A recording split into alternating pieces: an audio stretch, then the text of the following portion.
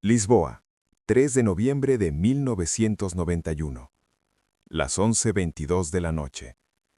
El Hotel Ritz se alza sobre la Rúa Rodrigo da Fonseca, con esa elegancia discreta que solo los grandes hoteles europeos saben mantener después de décadas.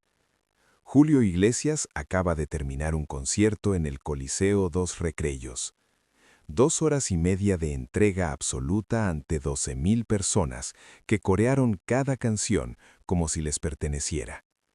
Ahora está solo en la suite presidencial del 7º piso, con las luces de la ciudad brillando al otro lado de los ventanales y un silencio tan profundo que puede escuchar su propia respiración.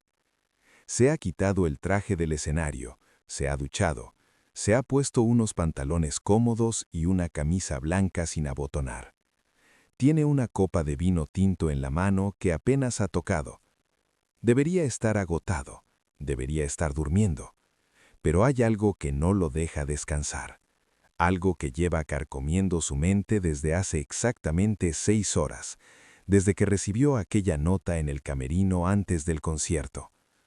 Una nota escrita a mano, en un papel color crema, con una caligrafía que reconoció inmediatamente, aunque habían pasado casi 30 años desde la última vez que la vio. La nota decía simplemente: «Estoy en Lisboa, habitación 714. Si quieres verme, estaré despierta hasta medianoche».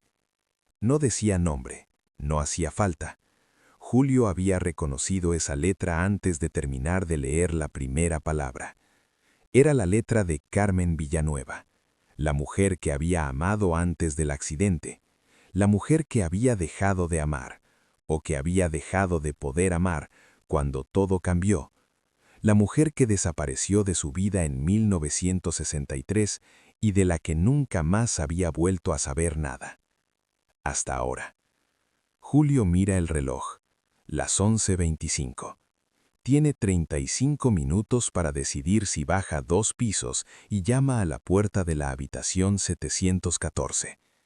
35 minutos para decidir si quiere abrir una puerta que cerró hace casi 3 décadas.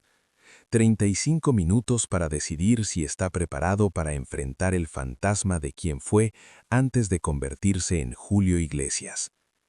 Se sienta en el sofá junto a la ventana. Lisboa brilla abajo como un manto de estrellas caídas. Piensa en Carmen. Piensa en 1962, en aquel verano en que la conoció, cuando él tenía 19 años y el mundo era un lugar lleno de posibilidades que aún no había explorado. Carmen tenía 18, estudiaba piano en el Conservatorio de Madrid. Tenía el pelo negro como el azabache y unos ojos verdes que parecían cambiar de tono según la luz. Era seria, inteligente, con una risa que solo aparecía cuando algo la sorprendía de verdad. No era como las otras chicas que Julio conocía. No estaba impresionada por él, por su familia, por su futuro prometedor como portero del Real Madrid. Carmen lo trataba como a un igual. Lo desafiaba intelectualmente, lo obligaba a pensar más allá del fútbol y las fiestas. Se enamoraron durante aquel verano. Un amor intenso, absoluto, de esos que solo se viven una vez en la vida, cuando uno es lo suficientemente joven para creer que el amor lo puede todo. Pasaron tardes interminables en el Retiro, noches hablando hasta el amanecer en cafeterías del centro, fines de semana en la sierra donde el mundo se reducía a ellos dos. Julio le dijo que se casaría con ella. Carmen le dijo que primero tenía que demostrar que era algo más que un niño rico jugando a ser futbolista. Ella quería un hombre con sustancia, con profundidad, con algo que ofrecer además de su apellido y su cara bonita. Julio prometió convertirse en ese hombre. Y entonces llegó el accidente. Enero de 1963. El coche que se salió de la carretera. Las vértebras destrozadas. Los médicos que dijeron que nunca volvería a caminar. Los meses en el hospital, inmóvil, mirando el techo, preguntándose si alguna vez volvería a ser quien era. Carmen lo visitó al principio. Iba todos los días durante las primeras semanas, pero Julio no quería verla. No quería que lo viera así, roto, inútil, convertido en una sombra del joven atlético que había sido. Empezó a rechazar sus visitas, a decirle que se fuera, a tratarla con una frialdad que no sentía pero que necesitaba proyectar para protegerse, para protegerla. Carmen insistió durante meses. Escribió cartas que Julio no contestó. Llamó por teléfono y él se negó a ponerse. Fue al hospital y él pidió que no la dejaran entrar. Hasta que un día Carmen dejó de intentarlo. Desapareció de su vida tan completamente como si nunca hubiera existido. Julio se enteró después, cuando ya estaba recuperándose, cuando ya había empezado a tocar la guitarra, cuando ya había descubierto que la música sería su nuevo camino, que Carmen se había ido a estudiar a Viena, que había conocido a alguien allí, que se había casado, que había reconstruido su vida lejos de él. Y Julio siguió adelante. Construyó su carrera, su imperio, su leyenda. Se casó con Isabel, tuvo hijos, se divorció, tuvo más hijos, conquistó el mundo con sus canciones. Pero nunca olvidó a Carmen. Nunca dejó de preguntarse qué habría pasado si no la hubiera apartado, si hubiera sido lo suficientemente valiente para dejarla quedarse a su lado durante la oscuridad, si hubiera sido el hombre que ella le pidió que fuera. Ahora ella está a 2 pisos de distancia, a 32 minutos de que expire su oferta. Julio se levanta del sofá, camina hacia la puerta de la suite, se detiene, vuelve hacia la ventana, camina de nuevo hacia la puerta. Está actuando como un adolescente, lo sabe, como el chico de 19 años que fue una vez, no como el hombre de 48 que es ahora, el cantante más famoso del mundo hispanohablante, el hombre que ha tenido a las mujeres más hermosas del planeta, el hombre que supuestamente no tiene miedo de nada, pero tiene miedo de esto. Tiene miedo de ver a Carmen y descubrir que ha envejecido, que el tiempo la ha cambiado, que la mujer que recuerda ya no existe. Tiene miedo de ver a Carmen y descubrir que sigue siendo exactamente como la recuerda, que el tiempo no ha hecho nada para disminuir lo que sentía por ella. Tiene miedo de las preguntas que ella podría hacer, de las respuestas que él tendría que dar. Tiene miedo de enfrentar la verdad de aquella decisión que tomó hace casi 30 años. La decisión de apartarla, la decisión que quizás fue el primer paso hacia convertirse en quien es ahora. Un hombre que llena estadios, pero que nunca ha vuelto a amar como amó aquel verano de 1962. Las 11:41. Julio abre la puerta de su suite. Camina hacia el ascensor. Pulsa el botón. Espera. El ascensor llega con un sonido suave, casi imperceptible. Las puertas se abren. Julio entra. Mira los botones. El 7, donde está él. El 5, donde está ella. 2 pisos. 20 segundos de descenso. ¿Y luego qué? Su dedo se queda suspendido en el aire durante un momento que parece eterno. Luego pulsa el 5. El ascensor desciende. Las puertas se abren. El pasillo del 5.º piso está vacío, iluminado por esas lámparas suaves que los hoteles de lujo usan para crear atmósfera. Julio camina hacia la habitación 714. Sus pasos no hacen ruido sobre la moqueta gruesa. Se detiene frente a la puerta. Levanta la mano para llamar. La baja. La vuelve a levantar. Llama. 3 golpes suaves. Espera. Silencio. Luego pasos al otro lado de la puerta. El sonido de la cerradura. La puerta se abre. Y ahí está Carmen Villanueva, 28 años después. Tiene 56 años ahora. El pelo negro se ha vuelto gris en las sienes, pero sigue siendo largo, recogido en un moño elegante. Los ojos verdes siguen siendo los mismos, quizás con más arrugas alrededor, pero con la misma intensidad que Julio recuerda. Lleva un vestido sencillo, azul oscuro, y ninguna joya excepto una alianza de oro en el dedo anular izquierdo. Está hermosa. No hermosa como una modelo de revista o como una estrella de cine. Hermosa como son hermosas las mujeres que han vivido, que han amado, que han sufrido, que han encontrado la paz consigo mismas. Hermosa de una manera que hace que a Julio le duela el pecho. «Viniste», dice Carmen. Su voz es más grave de lo que Julio recuerda, más serena. «Vine», dice Julio. No sabe qué más decir. Carmen se hace a un lado y lo invita a entrar con un gesto. La habitación es más pequeña que la suite de Julio, pero está ordenada, limpia, con un jarrón de flores frescas sobre la mesa junto a la ventana. Hay una botella de vino abierta y 2 copas. Carmen ya sabía que vendría, o al menos esperaba que viniera. Julio entra. Carmen cierra la puerta. Se quedan de pie, a 2 metros de distancia, mirándose como si estuvieran tratando de reconciliar los recuerdos con la realidad. «Estás igual», dice Julio, aunque sabe que no es cierto, aunque sabe que ella sabe que no es cierto. «Estoy vieja», dice Carmen con una sonrisa, «y tú estás famoso».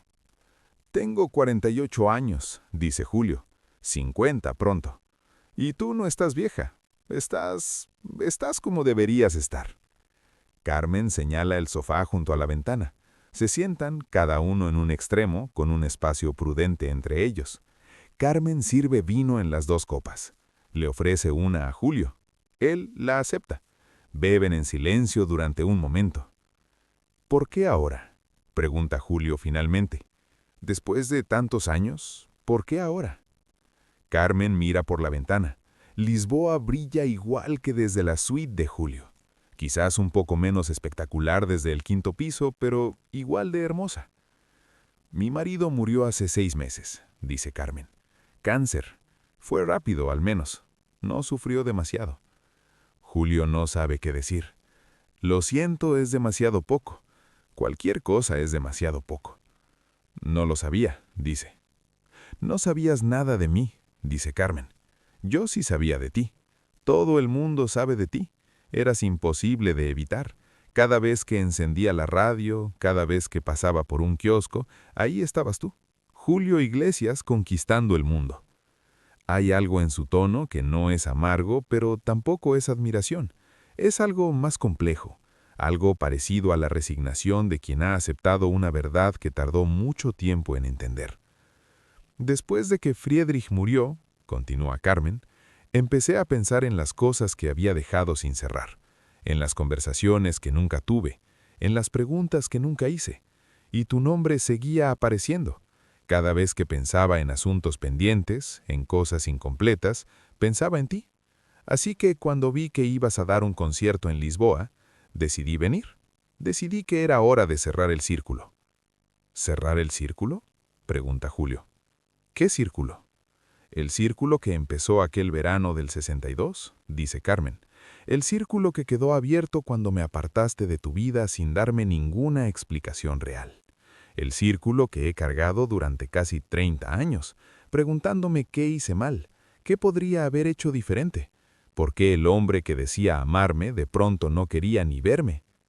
Julio baja la mirada, mira el vino en su copa, el reflejo de las luces de la ciudad en la superficie oscura del líquido. Ha dado miles de entrevistas en su vida, ha respondido a las preguntas más íntimas de periodistas de todo el mundo. Pero esta pregunta, la pregunta de Carmen, es diferente. Esta pregunta requiere una honestidad que no ha practicado en décadas. «No hiciste nada mal», dice Julio. «Fuiste perfecta, demasiado perfecta. Ese fue el problema». Carmen lo mira con esos ojos verdes que no han perdido su capacidad de atravesarlo. «No te entiendo», dice. Julio deja la copa sobre la mesa, se levanta, camina hacia la ventana. Le da la espalda a Carmen porque no puede decir lo que va a decir mirándola a los ojos. «Cuando tuve el accidente», empieza, «cuando me dijeron que quizás no volvería a caminar, cuando estaba en esa cama de hospital mirando el techo día tras día, me di cuenta de algo. Me di cuenta de que no era el hombre que tú querías. No era el hombre con sustancia, con profundidad, con algo que ofrecer. Era un niño rico que jugaba al fútbol y que de pronto no podía ni levantarse para ir al baño solo. Era un inválido, un inútil, una carga». «Julio», empieza Carmen, pero él la interrumpe. «Déjame terminar. Llevo casi 30 años queriendo decir esto. No me lo quites ahora». Carmen calla. Julio continúa. «Te aparté porque no quería que me vieras así. No quería que te quedaras conmigo por lástima. No quería que sacrificaras tu vida cuidando a un hombre que quizás nunca volvería a hacer nada. Pensé que si te hacía daño, si te alejaba, encontrarías a alguien mejor. Alguien que pudiera darte lo que yo no podía». Se da la vuelta. Mira a Carmen. Tiene los ojos húmedos, pero no llora. Julio Iglesias no llora. No desde hace muchos años. Y entonces me recuperé, continúa.